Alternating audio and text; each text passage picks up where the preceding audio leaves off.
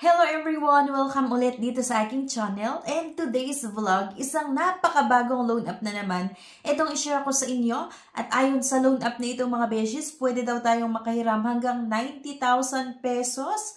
At meron itong 150 days or halos nasa 5 months na loan terms. And dito daw mga beshies, merong 24 hours customer service. So, sa video na ito, bubusisihin natin yung interest, yung processing fees, at yung loan terms kung okay nga ba talaga na i-consider utangan yung ganitong pautangan online. Okay? So, sana mapanood nyo yung buong video natin. Pero bago ang lahat, meron nga po akong good news sa inyo kasi every video or bawat video nga na-upload ko, dito sa aking channel, ako nga po ay nagpapag-giveaways hanggang 10,000 pesos. So, ang kailangan nyo lang gawin mga beshes, i-comment kung ano yung napanood mo sa video na ito.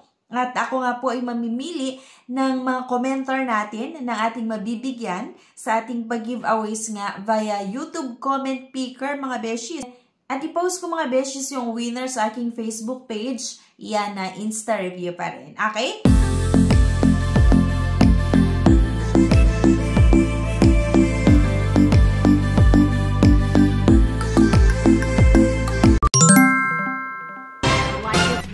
Subscribe, comment, and share. If declined sa bank and other loan apps, pwede niyong subukan yung ibang options. See the links sa comment section below. Disclaimer, try or apply at your own risk. Here nga, Madali Piso Mabilis Loan App under ng Peso Cash Loan App Philippines itong pag-usapan natin. At dito mga beshes, pwede daw tayong makahiram hanggang 90,000 pesos. Ayan, hanggang 90,000 pesos. At meron nga daw itong 24 hours customer service. Anytime pwede tayong magtanong or mag-inquire nga, or kung meron kayong katanungan, pwede kayong mag-message daw sa app nila. So, kapag i-open natin yung app na to, kailangan natin syempre maglagay ulit ng ating mobile number at meron ulit tayong matatanggap na one-time password na input nga lang natin dito. Pero yun nga po mga beshies, hindi ko kayo ina-encourage na umutang sa loan app na ito, okay? So, hayaan nyo muna na ako yung sumubok na uutang sa loan app para makita nga natin kung paano nga ba yung interest processing fees, yung loan terms mga beshies. Kasi, ang ginagawa ng iba't ibang mga loan app. Though, hindi ko naman sinasabi na itong Mabilis Piso, di ba? Yung nagpapautang na kung saan parang yung pabungad nila ay napaka-okay pero sa end pala or sa dulo ng ating loan application ay hindi.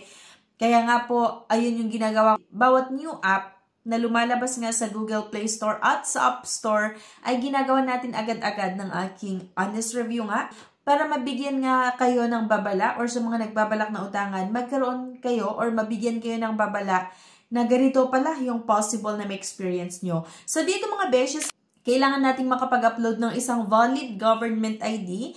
Ang ID na ginamit ko dito ay UMID kasi yun nga po yung available sa akin. So, once na-upload mo yung isang valid government ID mga beshies, merong part na ilalagay natin yung ating kompletong pangalan. At syempre, hindi rin nawawala dito yung paglalagay natin ng ating date of birth at yung ID card. Or kung ano yung ID number na in-upload mo. Kung ano yung ID number, dun sa ID na in-upload mo nga, kailangan mo ma-input dito. At meron pa itong facial verification. So, after nun mga beshies, dito tayo sa personal information nga, na kung saan sisugutan daw natin itong mga education, ayan, marital status, number of credit card, at yung email address. Itong loan app na ito ay same lang naman siya talaga sa ibang mga loan app din. Loan purpose na nilagay ko ay business startup, address details. Kailangan din nating ma-input dito nga or mailagay kung saan daw yung exact address ng ating pinagtatrabahuan. Dito na tayo sa work information na kung saan sasagutin daw natin yung company name, yung company address, company phone number, at company detailed address. Okay? Yung exact address.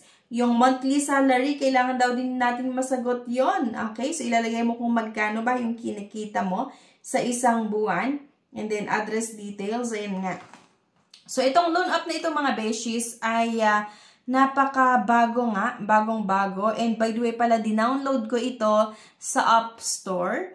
hindi ko siya makita sa Google Play Store nung chinek ko or nag-check ako sa Google Play Store. Dito na tayo sa part na kailangan nating maglagay ng personal references. Tatlo lang naman yung hinahanap nila sa personal references. And after nun, agad-agad sa bank information na. So, e-wallets or via bank. Pero, syempre, e-wallets na naman tayo mga beshies. Kailangan nating mailagay yung ating mobile number, ayan, or yung GCash account number, yung kompletong pangalan. Pagka-submit ko ng aking loan application, ganito na naman magpautang yung loan app na ito.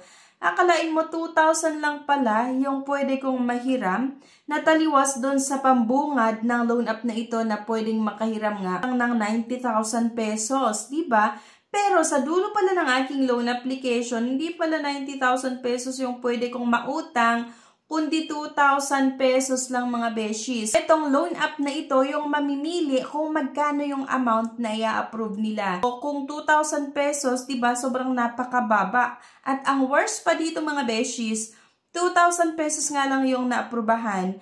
Tapos may service fee na 800 pesos. Akalain mo yon. Kaya nga, ang matatanggap ko lang ay 1,200 lang.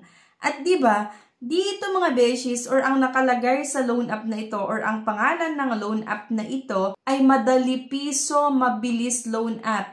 Pero nga, dito na naman sa dulo ng aking loan application, yung Madali Piso, nag-iba na naman ng name. So, nagiging Pera Is. Okay? Pera Is daw yung name ng loan app na ito. Dito nga sa dulo ng aking loan application, diba? Product name, Pera Is, loan amount, 2,000 pesos, may service fee na 800, and then other fee, 0, interest, 0, at amount received ay 1,200. So, ito lang talaga yung ipapadala nila. I mean, yung 1,200 lang talaga yung ipapadala nga ng loan app na ito kasi, di ba, kinaltas na nila yung service fee. Kaya isang pautangan online naman mga beshes na hindi ko nire-recommend sa inyo. At kung mapapansin nyo, dito sa baba, merong nakalagay na payment plans. So, ang una daw ay sa December 8, 2024. So, bali, nag-apply po kasi ako ng December 2, 3, 4, 5, 6, 7, 8. Okay? So, nag-apply ako ng December 2. Tapos, merong nakalagay dito na ang first payment ko ay sa December 8, 2024. At ang next payment ko daw ay January 2, 2025. Kaya lang mga beshes, dito sa second payment ko nga, na sa January 2, 2025, 20 pesos lang yung babayaran ko.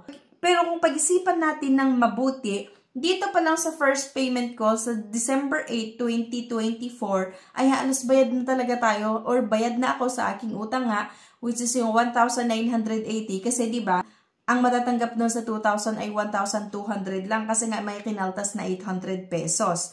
Kaya naman mga beshes, isang loan app na naman ito na hindi ko maire-recommend sa inyo. Hindi ko nire-recommend sa inyo kasi 6 days lang yung loan terms. Hindi pa nga 7 days kasi diba, na-aprubahan tayo or nag-apply tayo ng December 2. Tapos agad-agad, December 8 yung due date or yung first payment. Though meron nga itong January 2 na January 2, 2025 na second payment na 20 pesos. Pero parang wala lang. Bariya lang naman yung 20 pesos, diba? So, dito talaga sa first payment na kung saan magbabayad tayo ng 1,980, bayad na po talaga tayo sa ating utang. Ito yun nga po, 6 days lang yung terms na ino-offer ng loan app na ito. Kaya naman, please lang, wag nyo na namang subukan itong loan app na ito kasi bagong-bago eh. Madali Piso Mabilis Loan App daw. So, isang loan app nga na bagong-bago pero parang yung feature niya ay same lang dun sa mga previous na na-vlog ko.